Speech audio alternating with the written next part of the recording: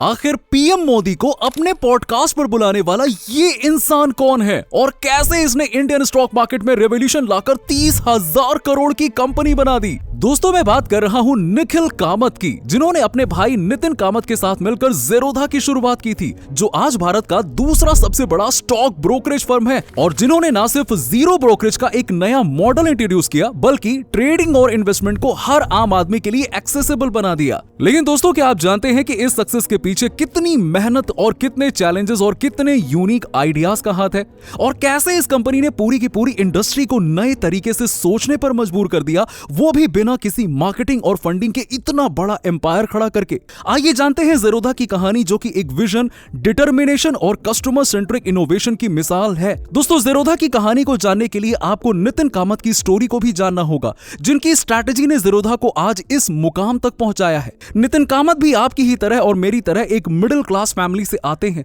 जिनके पिता कैनरा बैंक में जॉब करते थे और माँ एक स्कूल टीचर हुआ करती थी। अब जैसे कि हर माता पिता चाहते हैं, नितिन के पेरेंट्स भी चाहते थे कि नितिन बड़े होकर एक अच्छी खासी जॉब करें। नितिन ने भी अपने पेरेंट्स के सपने को अपना सपना बना लिया था, लेकिन 17 साल की उम्र में नितिन की फ्रेंडशिप कुछ मारवाड़ी लड़कों से हो गई, जो उनकी लाइफ का पहला टर्निंग पॉइंट साबित हुआ। नितिन ने अपने मारवाड़ी दोस्तों को ट्रेडिंग और इन्वेस्टमेंट के बारे में डिस्कस करते हुए देखा, तो उनका भी इंटरेस्ट स्टॉक मार्केट की तरफ बढ़ गया। उन्होंने 17 साल की उम्र में अपनी मां के नाम पर एक ब्रोकरेज अकाउंट खोला और ट्रेडिंग का सफर यहां से शुरू कर दिया। लेकिन उस समय का स्टॉक मार्केट एक आम आदमी के लिए बहुत ही कॉम्प्लेक्स और टाइम कंज्यूमिंग होता था, क्योंकि सब कुछ होता था ऑफलाइन। ब्रोकर के पास जाकर स्टॉक्स बाय करना और सेल करने पड़ते थे, और सिस्टम के फ्लॉज की वजह से तो कभी कभी पूरा का पूरा पैसा ही डूब जाता था। लेकिन वो रोजाना ही पास के एक ब्रोकर के ऑफिस में जाकर ट्रेडिंग किया करते थे। शुरुआत में नितिन को एक्सपीरियंस ना होने की वजह से काफी लॉसेस भी उठाने पड़े, और एक समय तो ऐसा भी आया जब नितिन के पास पैसे ही खत्म हो गए। लेकिन फिर भी उन्होंने अपने कदम पीछे नहीं खींचे। उन्होंने उधार लेकर ट्रेडिंग जारी रखा, लेकिन उनके लॉसेस अभी भी कम नहीं हुए, और 2001-2002 के मार्केट क्रैश ने तो उनके सारे के सारे पैसे डुबो दिए। तब उन्होंने पैसों के लिए एक कॉल सेंटर में काम करना शुरू किया, और यहां जो भी सैलरी मिलती उसे वो स्टॉक मार्केट में लगा देते थे। दोस्तों, कोई और होता तो शायद अब तक हार मान चुका होता, लेकिन नितिन ने ऐसा नहीं किया और अपने फेलियर से सीख ली। उन्होंने अपने लॉसेस को एक ट्रेनिंग कॉस्ट समझा और हर गलती से सीखते गए, जिसके बाद साल 2003-2004 तक नितिन इतने समझदार हो गए कि इसके बाद उन्होंने कभी भी किसी बड़े लॉस का सामना नहीं किया, और उनका कॉन्फिडेंस भी बढ़ता गया। और फिर एक दिन जिम में नितिन की मुलाकात अमेरिका से आए एक आदमी से हुई। बातों ही बातों में जब नितिन ने उसे बताया कि स्टॉक मार्केट में उन्हें अच्छा खासा प्रॉफिट हो रहा है, तो उस व्यक्ति ने तुरंत ही 25 लाख रुपए का चेक देते हुए कहा कि इन पैसों को इन्वेस्ट करो, और जो प्रॉफिट होगा उसमें से एक हिस्सा तुम भी रख लो। नितिन ने इस मौके को हाथ से नहीं जाने दिया और तुरंत उस चेक को उठाकर स्टॉक मार्केट में लगा दिया। यहां से भी उन्हें अच्छा खासा प्रॉफिट हुआ, जिससे कि नितिन की पॉपुलैरिटी काफी हद तक बढ़ गई। जल्दी उनके पास 10 कस्टमर्स हो गए, जिनके पैसों को इन्वेस्ट करके वो अच्छा खासा प्रॉफिट कमाने लगे।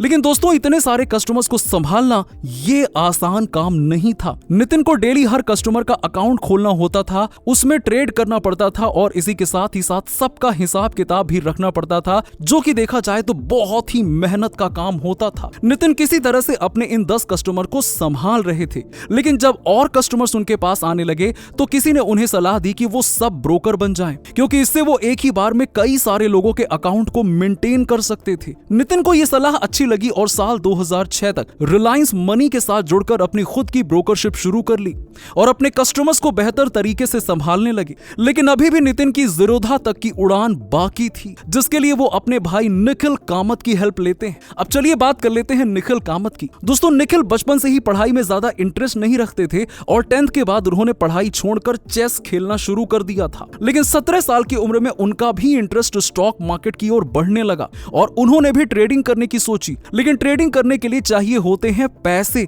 और इसीलिए वो कॉल सेंटर में नौकरी करने लगे, और यहां काम करके जो सैलरी मिलती उससे वो ट्रेडिंग करने लगे। धीरे धीरे उन्हें भी स्टॉक मार्केट की अच्छी खासी समझ हो गई, जिसके बाद उन्होंने अपने भाई को फॉलो करते हुए सब ब्रोकर बनने का डिसीजन लिया और वे टू वेल्थ की सब ब्रोकरिंग ले ली। यानी कि अब दोनों भाई सब ब्रोकर बनकर अच्छे खासे पैसे कमा रहे थे, लेकिन ज़ेरोधा का जन्म लेना अभी भी बाकी था। फिर आया साल 2008, जब फाइनेंशियल क्राइसिस के कारण मार्केट कोलैप्स कर रहा था और बड़े बड़े इन्वेस्टर्स स्टॉक मार्केट से बैकआउट कर रहे थे। तब निखिल और नितिन ने इसे एक अपॉर्चुनिटी की तरह देखा और अपना खुद का ब्रोकरेज फर्म शुरू करने का सोचा। उनका विजन था इंडियन ब्रोकरेज इंडस्ट्री के लिए एक ऐसा प्लेटफॉर्म बनाना जो ना सिर्फ ट्रेडर्स के लिए अफोर्डेबल हो बल्कि बिगिनर्स के लिए भी एक्सेसिबल और इजी टू यूज हो। साथ ही इसमें ट्रांसपेरेंसी हो ताकि लोग अपने ट्रेड्स और इन्वेस्टमेंट्स कॉन्फिडेंटली कर सकें। और इस तरह से 15 अगस्त 2010 को दोनों भाइयों ने मिलकर ज़ेरोधा की शुरुआत की। दोस्तों ज़ेरोधा का नाम भी काफी सिंबॉलिक था। ज़ेरोधा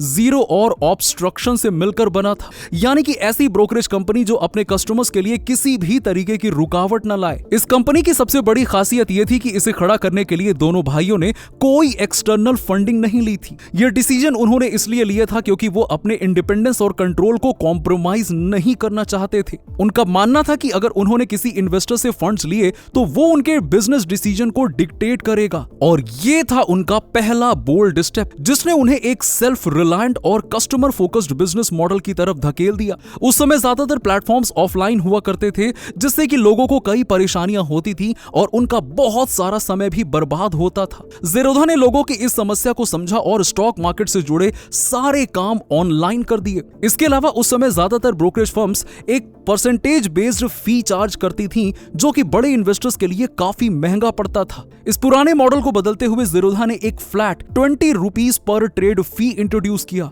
फिर चाहे ट्रेड 1000 रुपए का हो या फिर 1 करोड़ रुपए का, ब्रोकरेज हमेशा 20 रुपया यानी कि 20 रुपीज ही रहेगा। इस तरह की ट्रांसपेरेंसी उस वक्त रेयर थी क्योंकि ज्यादातर ब्रोकर्स उस समय हिडन चार्जेस और कमीशंस के नाम पर भी लोगों से बेफालतू में पैसे ऐंठते थे और लोगों को पता भी नहीं चलता था कि उनके पैसे किस चीज में जा रहे हैं। नितिन भी इस कमीशन के चक्कर में अपने बहुत से पैसे पहले ही गंवा चुके थे। इसीलिए उन्होंने जब ज़ेरोधा को लॉन्च किया तो वो पूरी तरह से ट्रांसपेरेंसी के साथ लेकर आए। उनका मानना था कि अगर कस्टमर्स को उनका एक्सपीरियंस अच्छा लगेगा तो वो नेचुरली कंपनी के ब्रांड एम्बेसडर बनेंगे।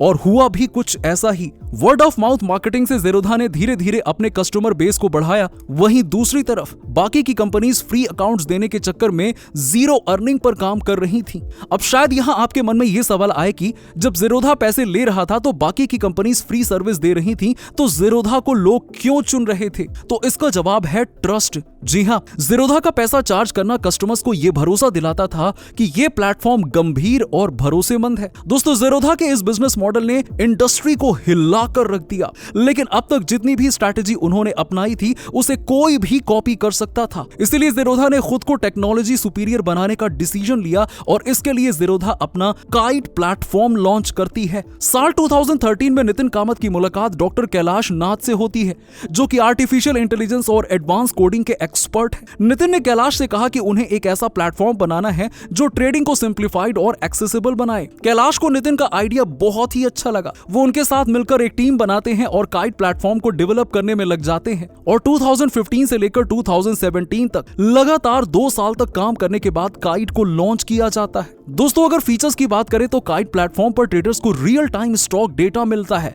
जो कि डिसीजन मेकिंग में हेल्प करता है। बाद में काइट का मोबाइल ऐप भी लॉन्च किया गया जो कि ट्रेडर्स को ऑन द गो ट्रेडिंग का ऑप्शन देता है। इस प्लेटफॉर्म का बैकएंड टेक्नोलॉजी इतना स्ट्रॉन्ग है कि ट्रेड्स लाइटनिंग स्पीड पर भी एग्जीक्यूट होते हैं जो फास्ट पेस्ड ट्रेडिंग के लिए बहुत जरूरी है। दोस्तों, काइट के साथ वर्सिटी भी इंटीग्रेट किया गया जो ज़ेरोधा का एजुकेशनल प्लेटफॉर्म था। इससे ट्रेडर्स को स्टॉक मार्केट के कॉन्सेप्ट और ट्रेडिंग स्ट्रेटजीज के बारे में फ्री रिसोर्सेज मिलते थे। यह प्लेटफॉर्म एकदम मॉडर्न और यूजर फ्रेंडली डिजाइन के साथ लॉन्च हुआ था। उस समय ज्यादातर ट्रेडिंग प्लेटफॉर्म्स काफी कॉम्प्लेक्स और क्लटर्ड होते थे जो नए ट्रेडर्स के लिए कंफ्यूजिंग हो सकते थे, लेकिन काइट एक मिनिमलिस्टिक और गूगल लाइक इंटरफेस के साथ आया जिससे कि हर चीज एक सिस्टमैटिकली और अरेंज्ड वे में थी। यह प्लेटफॉर्म बिगिनर्स और एक्सपीरियंस ट्रेडर्स दोनों के लिए इक्वली इफेक्टिव था। दोस्तों, ज़ेरोधा का फोकस हमेशा से टेक्नोलॉजी के साथ इनोवेशन पर रहा है। साल 2017 में ज़ेरोधा ने कॉइन प्लेटफॉर्म लॉन्च किया जो म्यूचुअल फंड इन्वेस्टमेंट्स के लिए एक रेवोल्यूशनरी स्टेप था। उस समय ट्रेडिशनल ब्रोकर्स म्यूचुअल फंड में इन्वेस्ट करने के लिए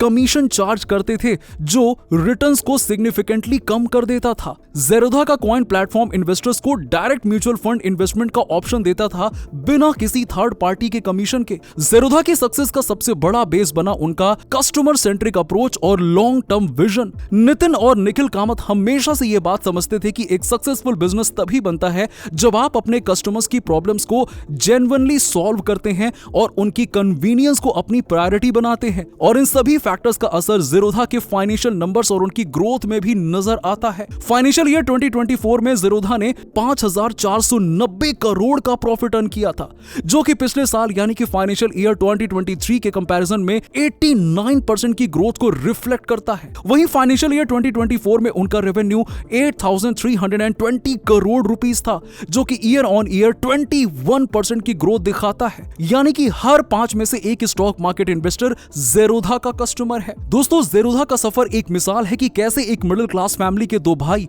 अपने इनोवेटिव आइडियाज, हार्ड वर्क और क्लियर विजन के जरिए एक 30,000 करोड़ की कंपनी खड़ी कर सकते हैं। ये कहानी सिर्फ एक स्टार्टअप की नहीं बल्कि एक रेवोल्यूशन की है, जो फाइनेंशियल इंडस्ट्री को एक नए स्टैंडर्ड्स के साथ रीडिफाइन करता है।